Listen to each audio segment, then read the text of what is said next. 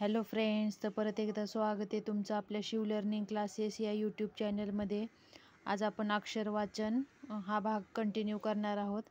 तुम्ही कमेंट केल्याप्रमाणे बघा, पहिला शब्द काय दिलेला आहे. हा काय आहे? क्रौर्य. बरोबर, क इथून मधून मोडलेला आहे म्हणून क्र त्याचा उच्चार होतो. त्याच्यावर दोन मात्रे, एक काना, म्हणजे त्याचं काय? क्रौर्य. रवर एक रफार आहे. रिय त्याचा उच्चार होतो. क्रौर्य. नंतर सेकंड काय आहे? अस्तित्वात. अस्तित्वात. बरोबर, एक एक शब्द वाचायचा, आपोआप त्या शब्दाचा उच्चार करता येईल. नंतर न काय आहे? थर्ड वन अस्तित्व. अस्तित्व, राईट. नंतर काय आहे? नौरोजी.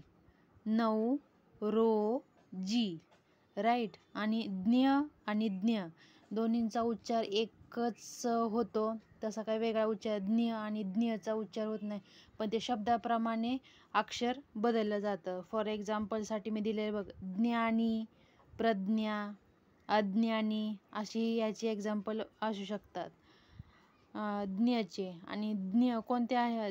दोन्हीचा उच्चार एकच, पण शब्द कोणता आहे त्यावर डिपेंड राहणार आहे की तू कोणता वर्ड तिथं लिहू शकणार आहे. ज्ञ ह्याचा उच्चार पण ज्ञच होतो.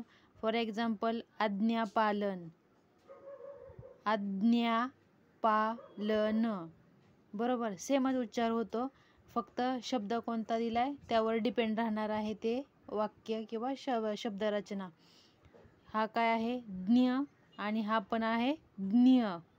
थोडासा इयचा उच्चार करायचा, इय असं बोलताना. हा सहज सिंपलवाला ज्ञ, नंतर हा ज्ञ, इयचा उच्चार होतो याच्यामध्ये, कारण त्याला इय जोडले, त्यावर उच्चार करावाच लागणार आहे याचं बोलताना. आणि त्याचं एक्झाम्पल दिलेलं आहे, समजण्यासाठी दिले. फॉर एक्झाम्पल आज्ञापालन, त्याच्यामध्ये ज्ञला इय जोडून असतं. आणखी बरेचसे काही एक्झाम्पल आहेत, ते तुम्ही त्याच्या ह्याच्याप्रमाणे तिथं लिहू शकता, राईट.